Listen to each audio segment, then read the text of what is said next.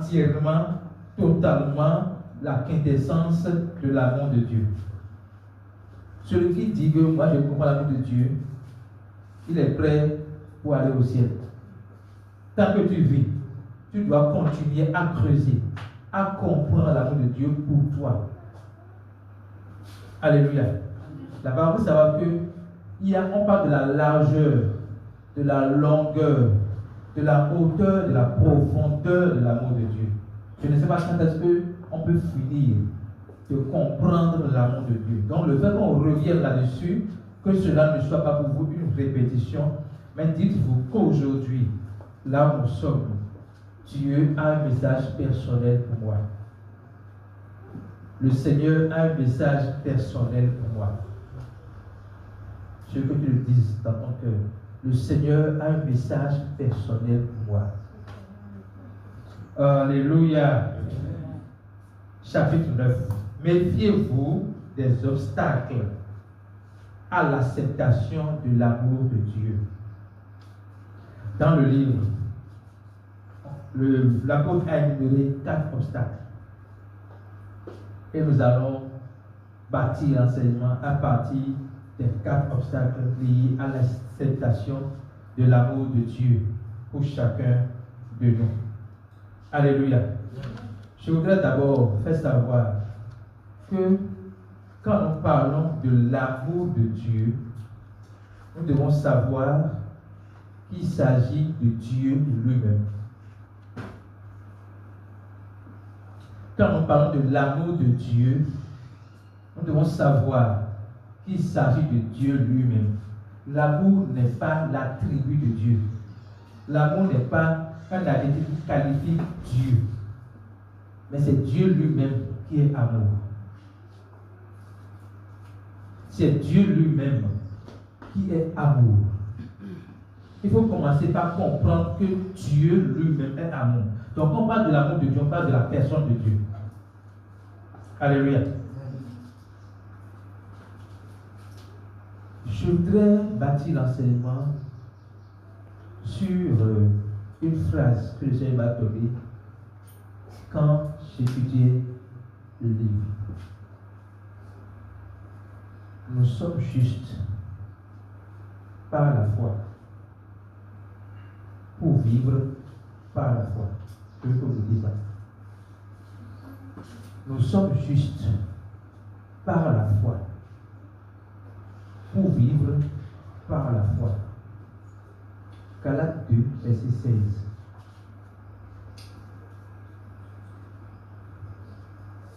Nous sommes justes par la foi pour vivre par la foi. Ce qui a fait que nous sommes devenus justes, ce qui veut dire, ce qui a fait que nous sommes devenus croyants, ce qui a fait que nous sommes devenus enfants de Dieu, c'est parce que nous avions cru dans le sacrifice que Jésus a accompli à la croix pour nous. Jésus a dit à Thomas, maintenant que tu as vu, tu as cru. Heureux ceux qui vont croire sans voir. Heureux ceux qui vont croire sans voir. Et nous sommes parmi ceux qui ont cru sans voir. On a cru à croire, nous avons cru à croire. Nous avons cru que Jésus-Christ est mort pour nos péchés.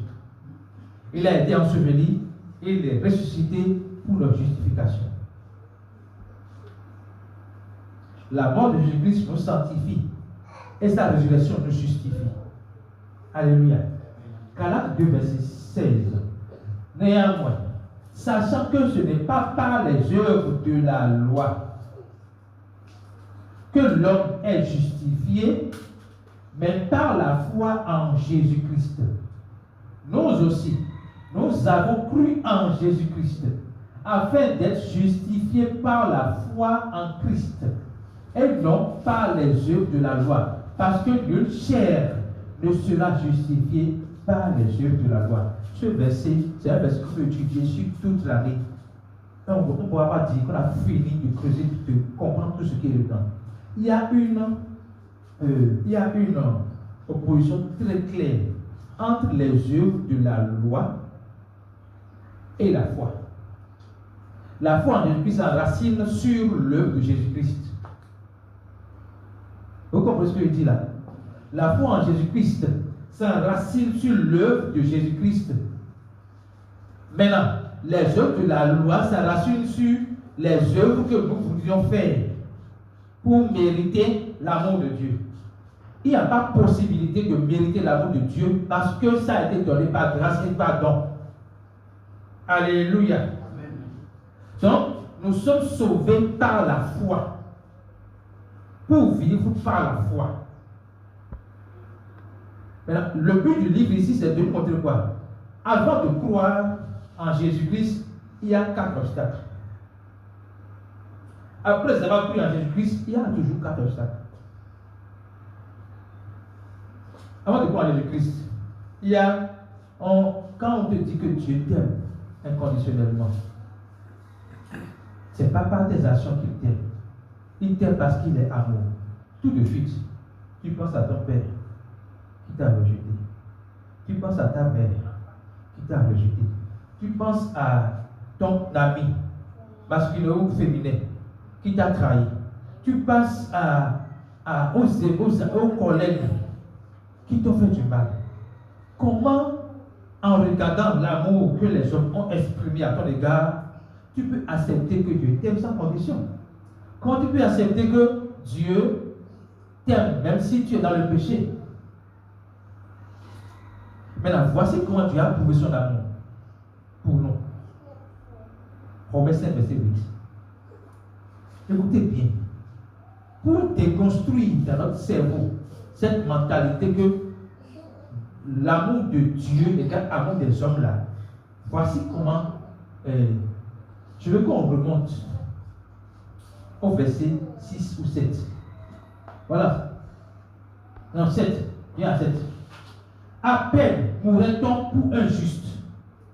Quelqu'un peut-être mourrait-il pour un homme de bien. À peine mourrait-on pour un juste. Quelqu'un peut-être mourrait-il pour un homme de bien. Il dit à peine. Et c'est Paul qui parle. À peine je suis capable de mourir pour mon enfant. À peine je peux dire à quelqu'un, je donne ma tête à couper, mon enfant n'a pas commis le crime pour lequel on l'accuse.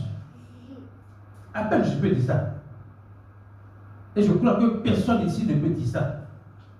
Maintenant, imaginez Dieu, Jésus-Christ, qui sait que j'ai commis un crime qui mérite la mort. Et il dit, je vais prendre sa place, je vais mourir pour lui. Donc, d'abord, Dieu montre qu'un être humain n'est pas capable, pour que nous puissions faire la différence de l'amour de Dieu avec des hommes. Un être humain n'est pas capable de dire, vous savez, en temps, il y a un sketch où on montre quelqu'un est mort, on veut l'enterrer. Et sa femme dit, je vais mourir avec lui. Quand on pousse la femme vers le tombeau, qu'est-ce que la femme fait? Elle recule. Non. Vous comprenez ce que je dis? Ça veut dire que l'amour que tu as pour quelqu'un finit là où l'amour va s'exprimer. Vous comprenez ce que je dis là? L'amour de l'homme s'arrête là où la mort va s'exprimer. Il peut te dire qu'il t'aime d'abord. Dès que vient le moment de mourir à cause de toi, il recule. Mais Jésus fait quoi? Verset 8. Il dit, mais Dieu prouve, la preuve de l'amour de Dieu, ce n'est pas que tu n'as pas de problème. La preuve de l'amour de Dieu, ce n'est pas que ta vie est rose. La preuve de l'amour de Dieu envers toi, c'est que lorsque tu étais encore pécheur, Christ est mort pour toi. Lorsque tu étais déjà condamné, lorsque tu étais déjà voué à la mort, lorsque tu étais déjà soumis aux ténèbres, Christ est mort pour toi. Maintenant, sa mort pour toi ne te garde pas dans ton état. Sa mort pour toi ne te garde pas dans ton état de pécheur. Parce qu'il a pris ta place. Ah, oui, mon fils a fait ça. Je sais qu'il a accusé, qu'il mérite la mort. Je le sais. Mais ne le tuez pas. Tuez-moi. Parce qu'il est de moi et je l'aime. L'homme ne peut pas faire ça pour... Est-ce que vous avez appris une fois dans le monde, depuis que le monde existe, qu'on a condamné l'enfant de quelqu'un, hein, et pour la prison, et le papa vient dire, et juge, il faut me prendre, je vais faire la prison à la place de mon enfant. Je n'ai pas dit mort d'abord. Est-ce que vous avez entendu ça? Il dit, je vais faire la prison à la place de mon enfant. Mais c'est quoi? Donc, l'être humain n'est pas capable, même au niveau, même s'il va vivre sans se priver de liberté, pour quelqu'un, l'être n'est pas capable de faire ça. Mais Dieu de son amour, il dit, il prouve, alors que nous étions encore pécheurs. Maintenant, je disais qu'il y a 4 obstacles. Ici, là, nous sommes en train de voir la conception erronée que nous avons de l'amour de Dieu, en comparant l'amour de Dieu à l'amour des hommes. Hein?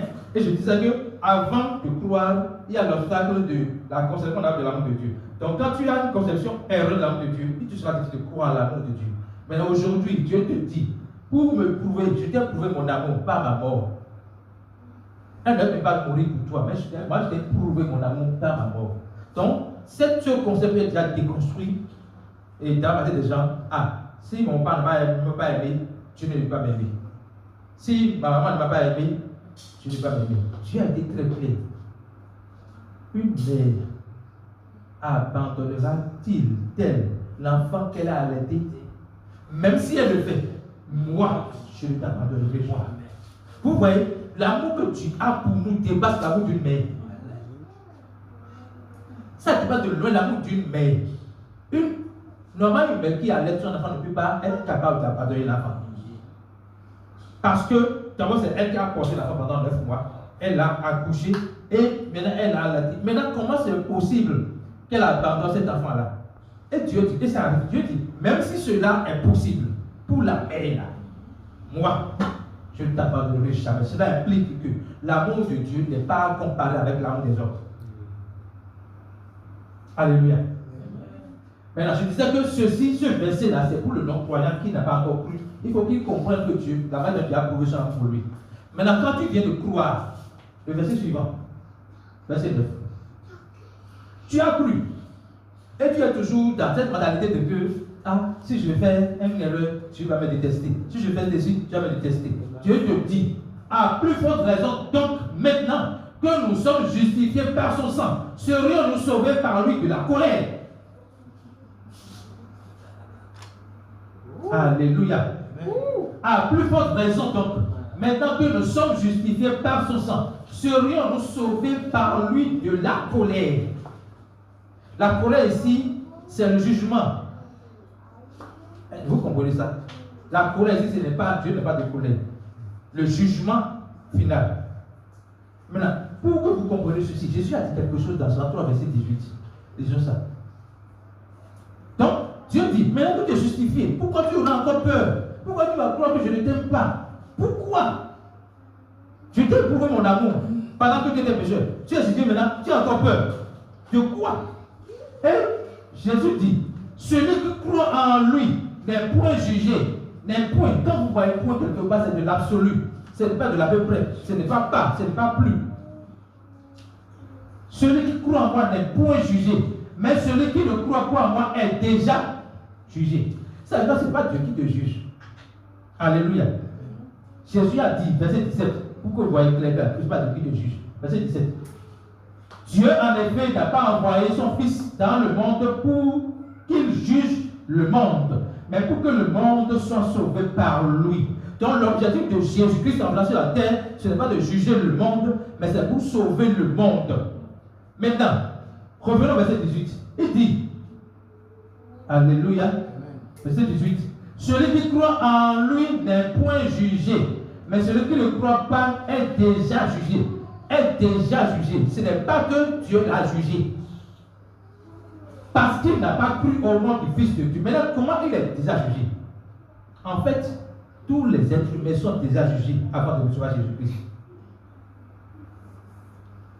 Vous comprenez? Nous sommes nés en tant que créatures de Dieu, pas en tant qu'enfants de Dieu. Nous devenons enfants de Dieu par la foi en Jésus-Christ. Alors, quand tu n'es pas enfant de Dieu, quand tu n'es pas encore enfant de Dieu, parce que tu peux le devenir Tu es une créature de Dieu. Quand une créature de Dieu, tu es héritier direct d'Adam. Tu portes l'ADN d'Adam, tu portes la nature d'Adam. Vous comprenez? Et dans la nature d'Adam, il y a la mort, il y a la séparation avec Dieu, il y a le jugement. Donc, le fait de dire je ne crois pas en Jésus-Christ, ce n'est pas que tu portes des galons en fait. Tu retournes là où tu étais. Vous comprenez? Tu es dans les ténèbres. La lumière vient à toi. Et tu rejettes la lumière. Mais tu demeures dans les ténèbres.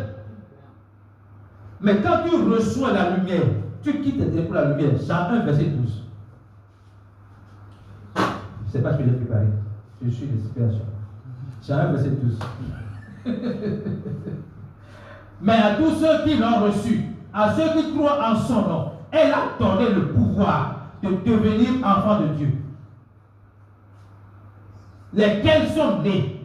Donc on veut voir comment est né l'enfant de Dieu. Lesquels sont nés. Non. Oui, allez-y, allez-y.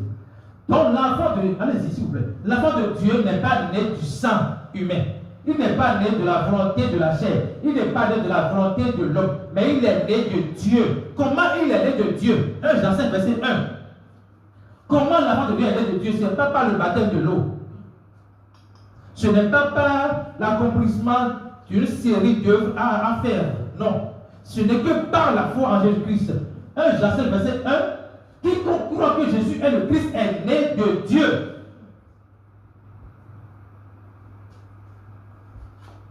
Quiconque croit que Jésus est le Christ est né de Dieu.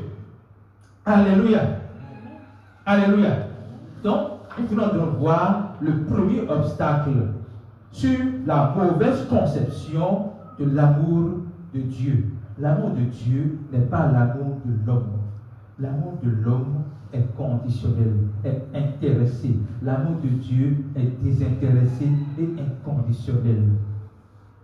L'amour de Dieu a été prouvé avant que nous le croyions et Dieu nous rassure de son amour même après que nous ayons cru. Est-ce que ça peut aller? Je disais au départ que le résumé de l'enseignement, c'est le juste est sauvé par la foi pour vivre par la foi. Lorsque vous croyez en l'amour de Dieu, vous devez demeurer dans l'amour de Dieu. Lisons Galates 3, verset 11.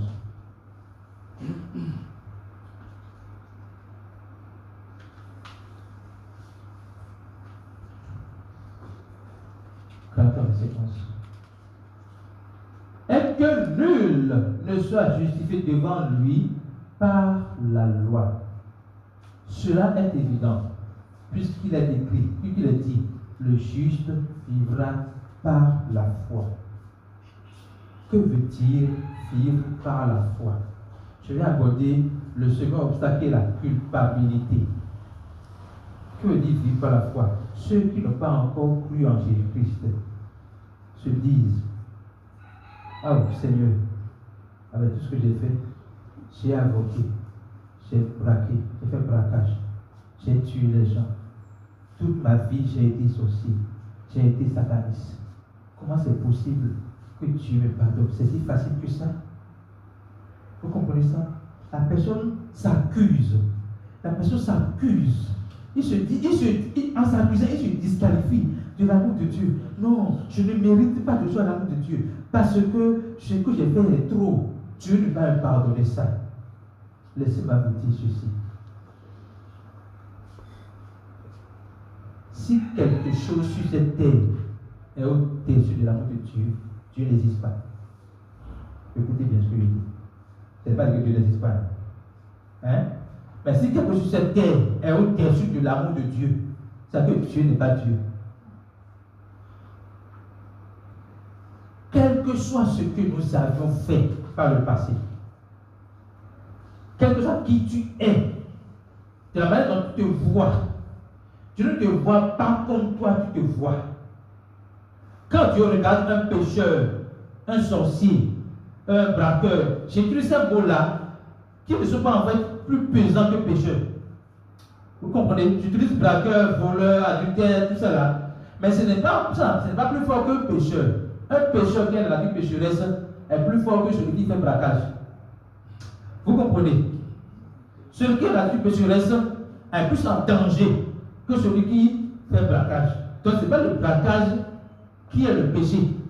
Ce qui fait du pécheur, pécheur, c'est sa nature. Ok? Maintenant, Dieu dit, quel que soit ce que tu penses avoir fait, quand moi je te regarde, je ne te vois pas comme un ennemi. Je te vois comme un ami. Illustration claire. Paul a fait quoi? A persécuté l'Église à temps et à contre-temps. Si l'homme était Dieu, qu'est-ce que l'homme va faire? Quelle est la solution qu'il va trouver? On voit quelqu'un comme ennemi. C'est lui qui détruit mon business. C'est lui qui fait ci. C'est lui qui a tué mon enfant. C'est lui qui a fait ci. Il a du mal au coaché. Il a fait ci. Quand on le voit, quand on commence à dire tout ça là pour des êtres humains, qu'est-ce que l'être humain est capable de faire? Répondez-moi s'il vous plaît. Oui? Le tuer. Ou encore? Hein? Le faire du mal. Ou encore? Vouloir se venger de lui. Ok? Voilà ce que l'homme peut faire. Pour que nous puissions voir la différence entre l'amour de Dieu et l'amour de l'homme. Dieu, maintenant, regarde Paul. Il dit, tu seras mon apôtre. Dieu déclare que Paul, qui le persécute, sera son apôtre. Et parce qu'il attend, Dieu est patient. Il va pour aller persécuter encore. Il n'a pas dit, pourquoi persécutes-tu mon église? Il n'a pas dit, pourquoi persécutes-tu les chrétiens? Il a dit, pourquoi me persécutes-tu? Ça vous dit quoi? Si vous devez savoir ça, que le Seigneur vous donne la révélation. Je suis compris dedans. Toutes les persécutions que tu vis, ce n'est pas toi, c'est Christ qui vit. Ah, si tu peux comprendre ça. En fait, toi, tu sens la douleur. Mais le concerné, ce n'est pas toi. Il dit, pourquoi me persécutes-tu? Il n'a pas dit pourquoi tu persécutes les chrétiens. À cette question, Paul n'a pas eu de réponse. Il est tombé, il ne pouvait pas répondre. Maintenant, est-ce que Dieu lui a fait du mal? Non.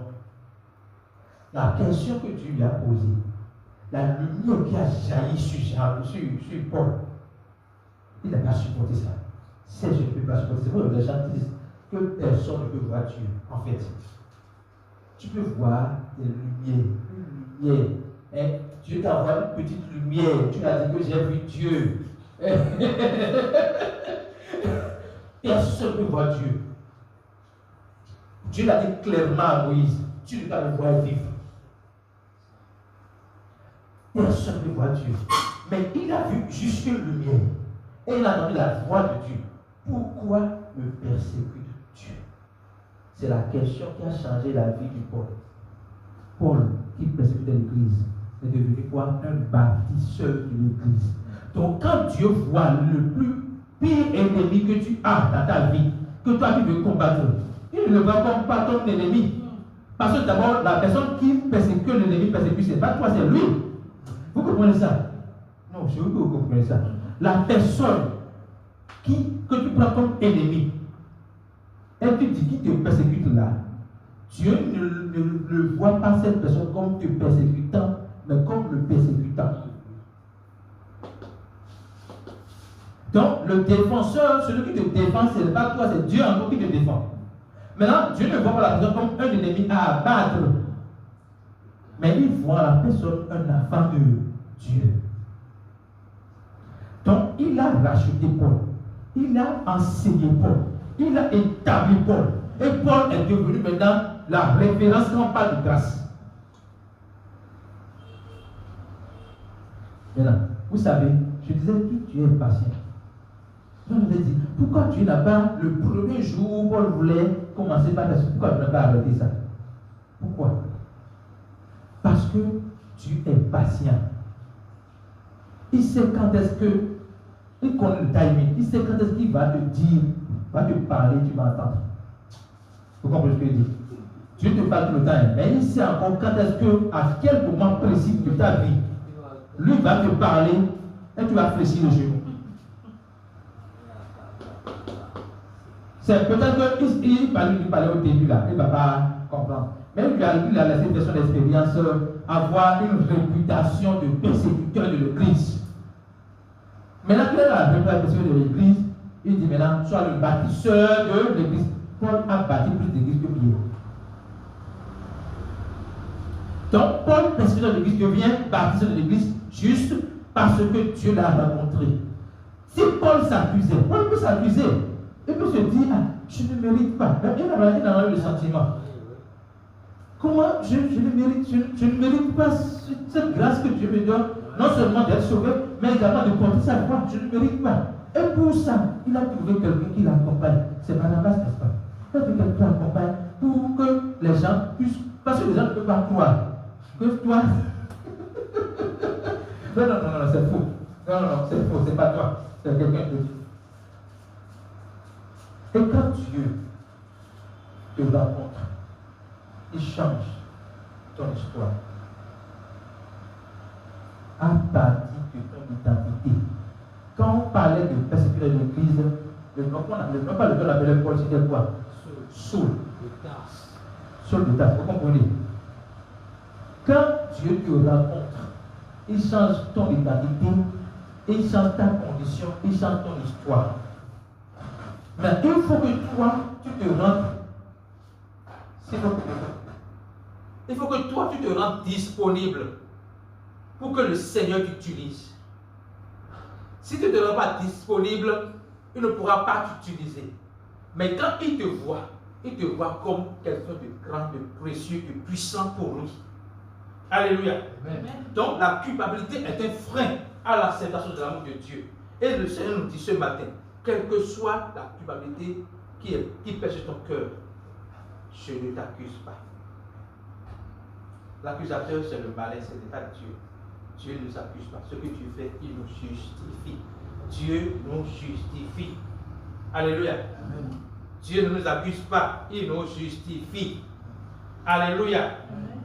Troisième obstacle que nous allons voir rapidement, c'est le légalisme. Vous savez, quand vous avez fait longtemps dans le légalisme, vous allez croire que c'est la voie unique, c'est la seule voie pour avoir le salut. Alors que ça n'a jamais été la voie du salut. Luc 1, verset 16 et 76. Luc 1, verset 16 et 76. On va voir quelque chose. Quand Dieu a envoyé le prophète Jean, Dieu a parlé au travers du père du prophète Jean, Zacharie, père Zacharie, il dit, non, j'ai dit 76. C'est pas ce que j'ai dit. Pardon, 76. Et toi, petit enfant, tu seras appelé prophète du Très-Haut, car tu marcheras devant la face du Seigneur pour préparer ses voies. Ok? Oui, allez-y. Allez-y. Afin de donner à son peuple la connaissance du salut par le pardon des péchés. S'il vous plaît, soulignez ça dans votre Bible. Si, par prophétie, par révélation, Zacharie 17 phrases, ça veut dire qu'avant l'avènement du prophète Jean-Baptiste, le peuple de Dieu n'avait pas la connaissance du salut par le pardon des péchés. Ok? Et donc, l'arrivée de Jean-Baptiste ouvre une nouvelle ère de connaissance. Les gens pensaient que c'est par les œuvres qu'ils vont recevoir le salut, qu'ils vont mériter, qu'ils vont mériter le salut. Tout l'Ancien Testament, c'est la performance. C'est par les œuvres. Je dois donner la dîme, je dois aller à l'église, je dois jeûner, prier, je dois faire ceci. C'est ce que je fais là qui me donne le mérite du salut.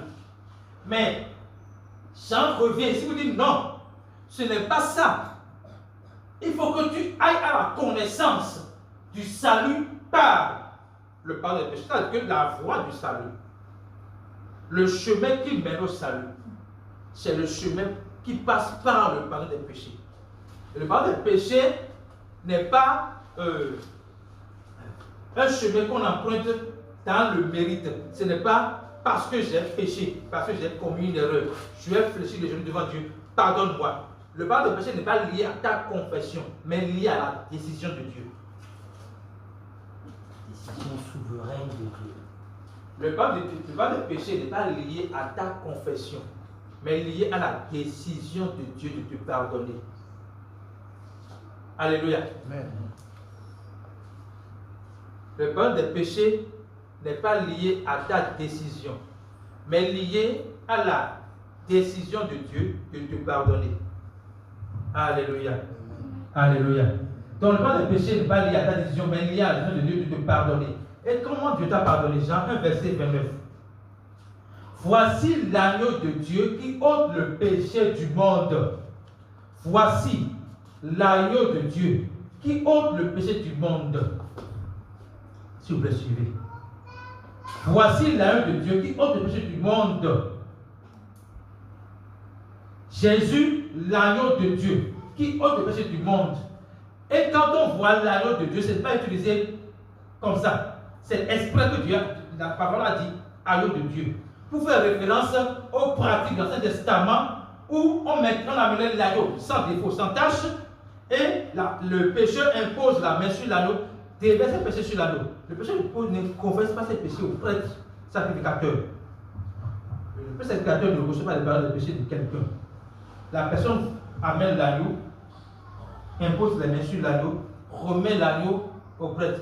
Le prêtre vérifie si l'agneau est sans tache et sans défaut avant d'amener l'agneau au sacrifice. Dès que l'agneau est sacrifié, le monsieur est pardonné pour un temps.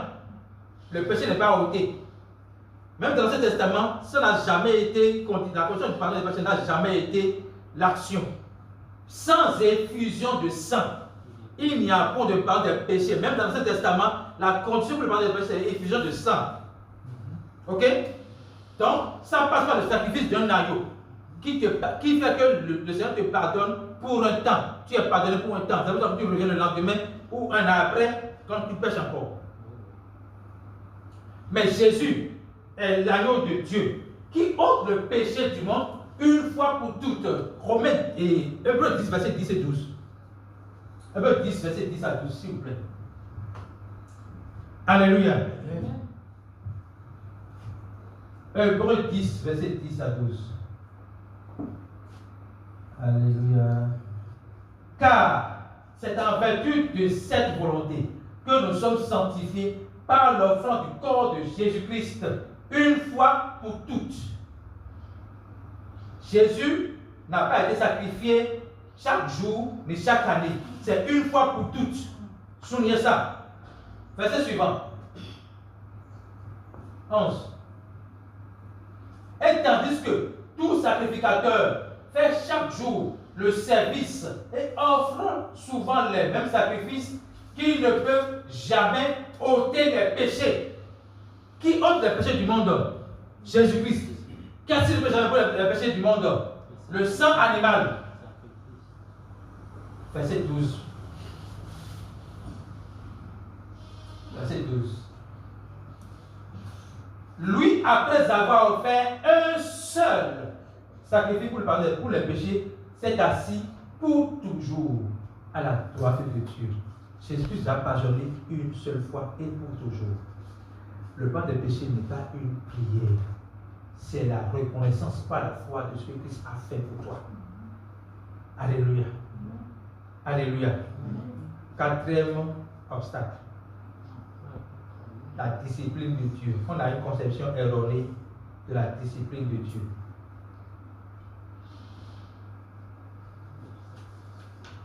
Quand on est en difficulté, on se dit, c'est sûrement Dieu qui est en train de me punir. Et le verset que les gens utilisent souvent, je vais lire le verset. Le verset que les gens utilisent souvent, c'est Hébreux 12, verset 6. On va lire ça. Hébreux 12, verset 6. On n'a pas peur de dire les versets. Hébreux 12, verset 6. 12, 6. Là, c'est 10, 12. 12, 6. Car le Seigneur châtie celui qu'il aime. Et il frappe de verge, de la verge, tous ceux qu'il reconnaît comme ses fils. C'est de cette, c'est ce verset que vient est venue la phrase qui aime bien. Le Seigneur châtie celui qu'il aime. Et il frappe de verge tous ceux qu'il reconnaît comme ses enfants. Les champagnes, ce verset et justifie le fait que quand Dieu veut te discipliner, il te donne la maladie, il te donne les problèmes, il te donne les difficultés. Et les gens voient les difficultés comme, c'est pas, comme solution de Dieu. Mais je vais te dire quelque chose concernant la maladie par exemple. Si c'est vrai que tu es convaincu, parce que les gens sont convaincus de ça, donc je veux qu'ils écoutent vraiment. Si c'est vrai que tu es convaincu que ton problème, ta maladie là, c'est envoyé par Dieu, pourquoi tu vas à l'hôpital? Non, sérieusement. Parce que tu crois que c'est Dieu qui t'a donné la maladie. Donc l'hôpital est au-dessus de Dieu. L'hôpital peut guérir la maladie que Dieu a envoyée. Répondez-moi s'il vous plaît. Est-ce que l'hôpital... Crois, si tu crois vraiment, si tu attends que c'est vrai, que la maladie dont tu souffres là, le cancer dont tu souffres là, c'est Dieu qui t'a envoyé ça. Pourquoi tu prends des médicaments? Parce que si Dieu t'a envoyé ça, comment tu peux croire qu'un être humain peut bloquer ce que Dieu a envoyé? C'est pas possible. Ça veut dire qu'en réalité, tu ne crois pas que Dieu a envoyé. Tu as entendu et tu copies sans comprendre. Tu as entendu dire que quand Dieu veut punir quelqu'un, il envoie maladie. Et tu as cru en ça sans comprendre, sans même demander est-ce que c'est possible. Si Dieu t'envoie maladie, il faut connaître même tu peux guérir cette maladie. C'est pas possible. Si Dieu qui a créé la terre, les êtres humains, la science, la connaissance, t'a envoyé une maladie, aucun être humain ne peut guérir cette maladie. Donc déjà, le fait que tu pars à l'hôpital pour tenter de guérir de la maladie que Dieu t'a envoyée selon toi, est la preuve que tu ne crois pas que Dieu t'a envoyé ça. Donc Dieu ne peut pas nous punir par les maladies, les problèmes, les difficultés de la vie. Non. Les difficultés peuvent venir de la part de nos propres actions, comme de la part de la persécution du mal, mais jamais de Dieu. Jamais, jamais de Dieu. 2 Timothée 3, verset 16. Nous allons voir comment Dieu châtie son enfant.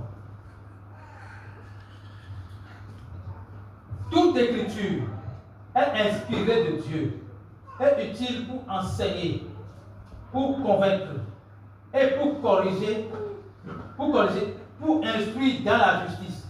Donc, on dit corriger, quand on parle de châtiment, châtier quelqu'un, c'est le corriger. Vous pouvez lire le mot en grec. Puis ceux qui ont la version grecque dans leur Bible, vous pouvez lire le mot châtier là en grec, c'est corriger. Hein? Ceux qui, quand on dit toute écriture est inspirée de Dieu, est utile. Donc d'abord, l'écriture est inspirée de Dieu. L'écriture est utile dans un but précis, pour t'enseigner, pour te convaincre, pour te corriger. Donc Dieu te corrige par la parole. Je crois que depuis que j'ai commencé à faire l'enseignement jusqu'à présent, beaucoup sont déjà corrigés dans le cœur par rapport à une mentalité, par rapport à une croyance qu'ils avaient sur quelque chose. C'est comme ça que Dieu corrige. Dieu ne te punit pas. La parole de Dieu te pousse à bâtir une personne accomplie. C'est même dit. Verset suivant. Verset suivant, s'il vous plaît. Afin que l'homme de Dieu soit accompli et propre à toute bonne œuvre. Le but de Dieu pour te corriger, ce n'est pas pour te faire du mal. C'est pour que tu sois accompli. Quand on dit que quelqu'un est accompli, la personne est établie dans la vraie connaissance de l'amour de Dieu pour lui. Alléluia. Vous comprenez? Vous comprenez? 2 Corinthiens 5, verset 10. Je vais voir ça. On veut voir l'autre attaque par l'amour de Dieu.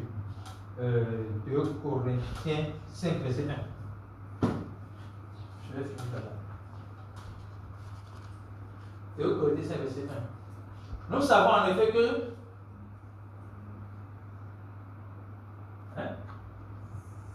attendez, non, je veux le verset qui parle de juste vivra par la vue. Le juste vivra et par la foi et non par la vue. Je vais l'ajouter. Regardez-moi verset 10. 2 Corinthiens 5, verset 7. Verset 7. Car nous marchons par la foi et non par la vue. Nous marchons par la foi et non par la vue. Nous sommes au niveau de la discipline de Dieu. Il faut se construire la discipline de Dieu. Quand on a des difficultés, on voit les difficultés. Et comme on a fait l'explication, on dit c'est Dieu qui a. Ok? Maintenant, la Bible nous dit, nous qui sommes croyants, nous marchons par la foi et non par la vue. Il y a deux choses qui se posent à la fois. Il y a les œuvres de la loi qui se posent à la fois. Et il y a la vue qui se pose à la fois. Quand on parle de la vue, on parle en réalité dans le contexte des 5 sens.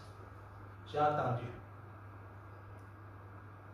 j'ai senti, j'ai vu. Ok? Le juste ne vit pas, il ne s'identifie pas à ces situations. Écoutez, le juste ne s'identifie pas à ces situations. Il s'identifie à Christ. Exemple. J'ai une situation qui ne me plaît pas.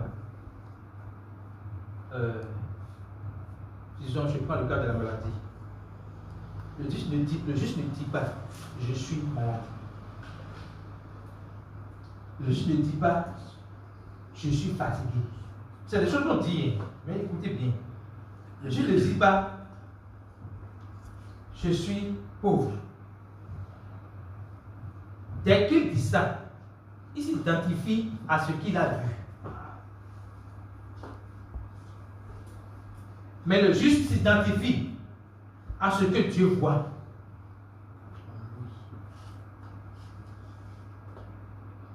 Vous comprenez? Le juste ne s'identifie pas à ce qu'il voit, mais il s'identifie à ce que Dieu voit dans sa vie. Ce que Dieu voit dans sa vie est dans la parole de Dieu. Ce n'est pas ailleurs. Dieu voit que tu es fortifié. Et toi, tu dis que tu es fatigué. Dieu voit que tu es riche. Et toi, tu dis que tu es pauvre. Or, la parole est claire.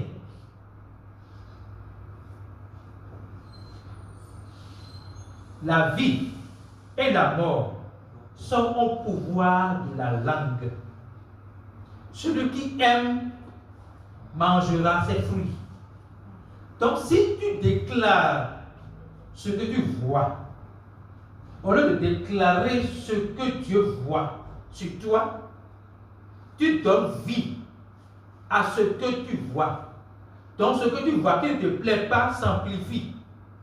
Mais dès que tu changes la donne et tu vas déclarer ce que Dieu voit à propos de la situation, tu vois ce que Dieu voit là s'amplifier dans ta vie. Alléluia. Marc 11, verset 23-24. On va laisser 2 versets et on va finir. Marc 11, verset 23 et 24. Pour que nous puissions voir comment nous devons marcher par la foi et par la vie. Je vous le dis la vérité, si quelqu'un dit à cette montagne, ôte-toi de là et jette-toi dans la mer, et s'il ne doute pas, point dans son cœur, mais croit que ce qu'il dit arrive, il le verra s'accomplir. Nous voulons voir de manière pratique comment marcher par la foi et non par la vue.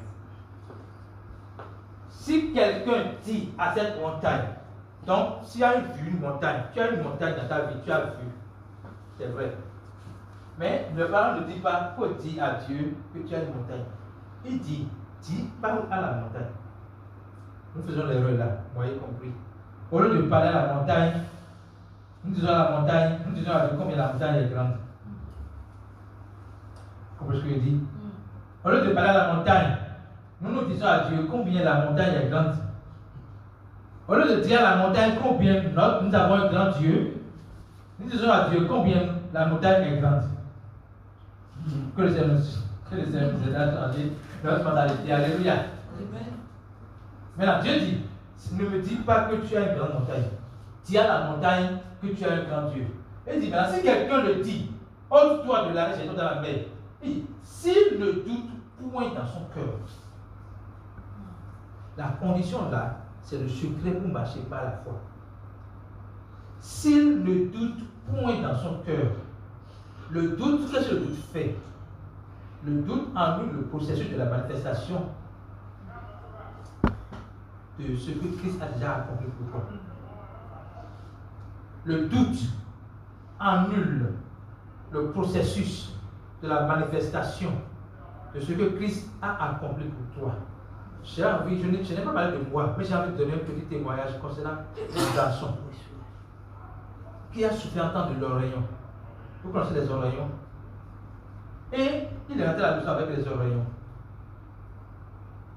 Et j'ai demandé aux gens comment on guérit ça. Ils m'ont parlé de termites. J'ai utilisé les sacs de termites là pour le passer pendant 3 jours, ça n'a pas marché. Je le lavais dans la douche. Et le Seigneur m'a dit, mais tu as la puissance de guérir la maladie et tu fais comme si tu n'avais pas la puissance.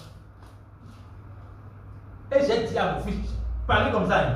Dieu m'a dit que j'ai la puissance de te guérir. On va répéter cette phrase. 2 Pierre 1, 24, ou bien 1 Pierre 2, 24. 1 Pierre 2, 24, ok. 1 Pierre 2, 24. 1 Pierre 2, 24. Par les maîtrises de Jésus-Christ, je suis déjà guéri. C'est une phrase là, seule fois qu'on l'a répété. Moi j'ai répété, il a répété. J'aime continuer à le laver pour que vous voyez combien le tout est dangereux. Et il m'a dit, papa, le diable m'a dit que tu ne connais rien. Quoi? J'ai dit, oh, ok. Il est dit dans Jean 8, 44 que le diable est un menteur et père du mensonge. Donc, on va répéter cette diable a dit au diable, je sais que tu es menteur et père du mensonge. Et mon fils a répété. Maintenant, Dieu dit, déclare maintenant que je crois que la guérison que j'ai déclarée va se manifester au nom de Jésus. Mon fils a répété, on a fini la prière. Il est allé dormir, se coucher. Donc il est allé à l'école, il est revenu avec les oreillons, il est revenu avec les oreillons. Il s'est couché le soir, le lendemain tout est parti. Et j'ai demandé maintenant à Dieu, et c'est comme ça qu'il m'a montré ce verset. Je crois que ce verset doit me parler encore plus encore. Il m'a dit, si mon fils avait douté, heureusement qu'il a même dit, il a même sorti ça. S'il n'a pas sorti, ce qui va se passer est que, s'il m'a pas sorti, il a cru. S'il a cru que je ne connais rien, c'est bloqué. Tu as donné la guérison. Mais il ne verra pas ça. Je ne verrai pas ça. Je vais dire, je ne sais pas, j'ai prié, Dieu ne m'a pas exaucé. Non, tu es exaucé. Ce qui a bloqué, c'est le doute de mon fils. Mais parce qu'il a sorti ça de sa bouche, nous avons annulé le doute. Et le lendemain, il a vu sa guérison. Donc, le doute ici annule le processus. Pour que vous voyez encore une autre image. Je suis en train de télécharger une vidéo sur votre portable et que c'est à 2%, 1%. Quand ça s'éteint et que vous regardez le portable, est-ce que la vidéo continue? Non. Ça reprend. Ça annule, le doute annule. Donc nous devons rester focus sur la promesse de Dieu et croire que ce qu'il a dit va s'accomplir. Alléluia. Verset 24. Oh, merci. Reviens, Jean et Marc 11. Pour qu'on aille au second verset. Marc 11, verset 24. Je vous le dis encore en vérité. C'est pourquoi je vous le dis. Tout ce que vous demanderez en priant, croyez que vous l'avez déjà reçu et vous le verrez s'accomplir. Tout ce que vous demandez en priant, croyez que vous l'avez déjà reçu. Donc le premier principe, c'est de ne pas douter de ce que Dieu a déjà donné la réponse à vos prières. Mais le second principe, c'est de croire que c'est déjà fait. Tout ce que vous demanderez en priant, croyez que vous l'avez déjà reçu et vous le verrez s'accomplir. Donc, l'accomplissement de nos prières face aux défis de la vie, repose sur deux principes. Ne point douter et prendre conscience que c'est déjà reçu. Alors, quand on prend conscience que c'est déjà reçu, on est dans quelle attitude? Attitude de l'action de grâce. Alléluia. Alléluia. Levons sur le pied.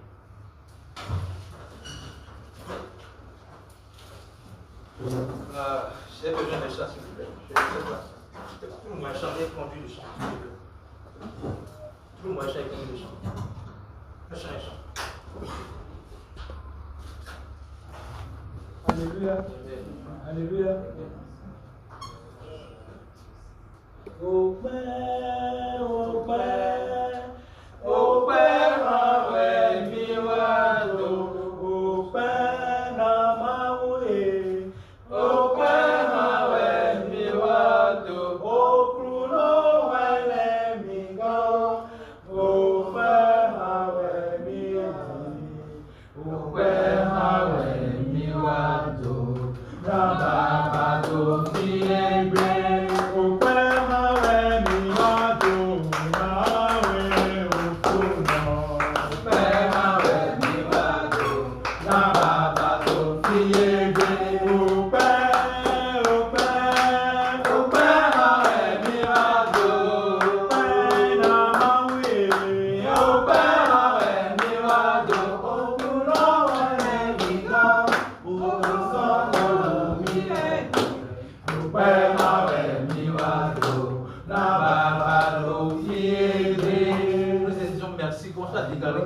Merci à toi.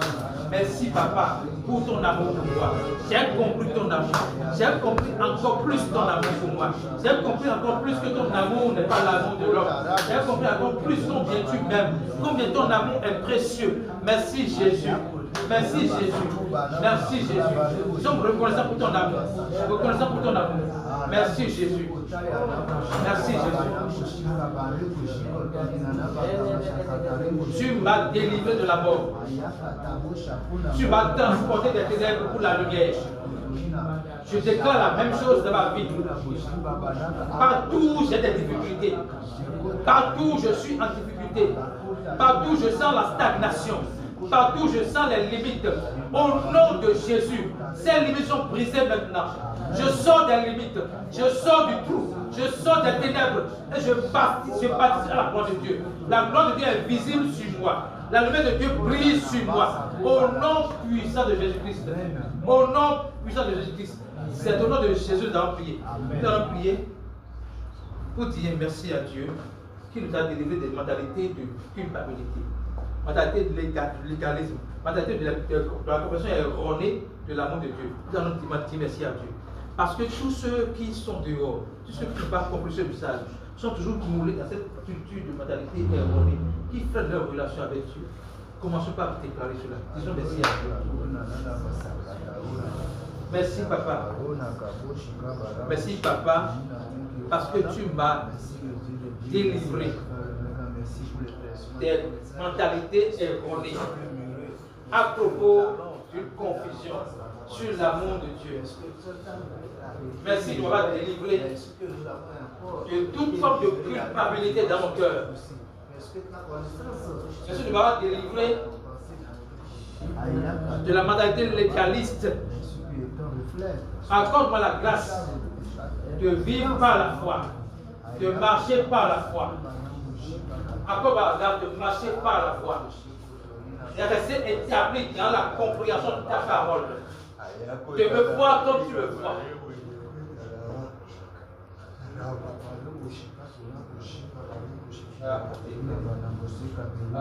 Au nom de Jésus, nous avons prié.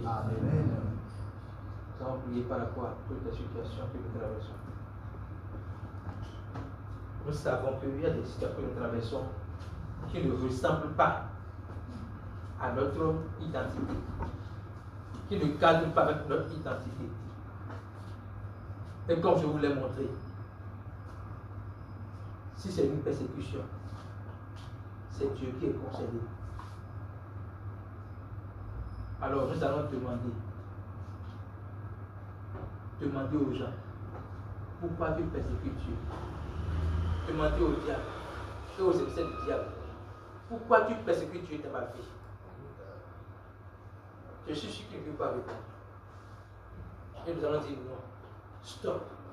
La persécution. Stop. Commençons par prier. Seigneur, tu as dit à Paul, pourquoi il persécute Dieu?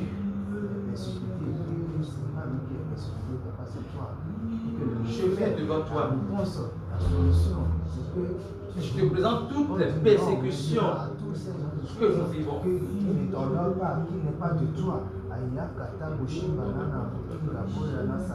Et je mets fin à cela par l'autorité de Christ.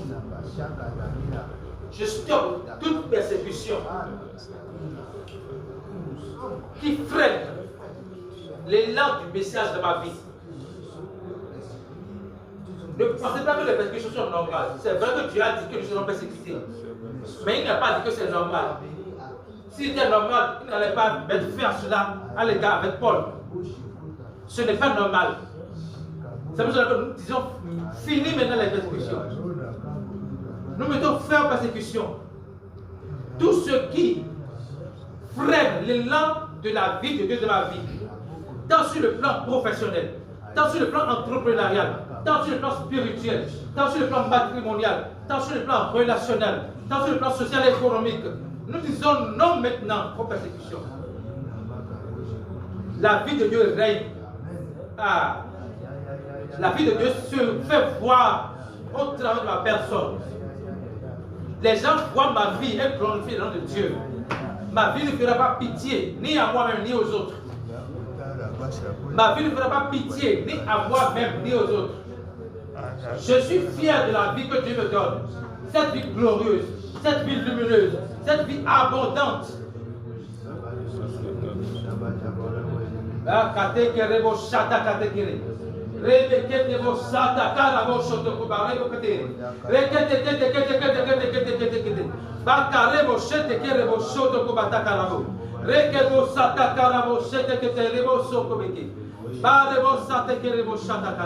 C'est au nom de Jésus que nous avons prié. Amen. Père, nous disons merci.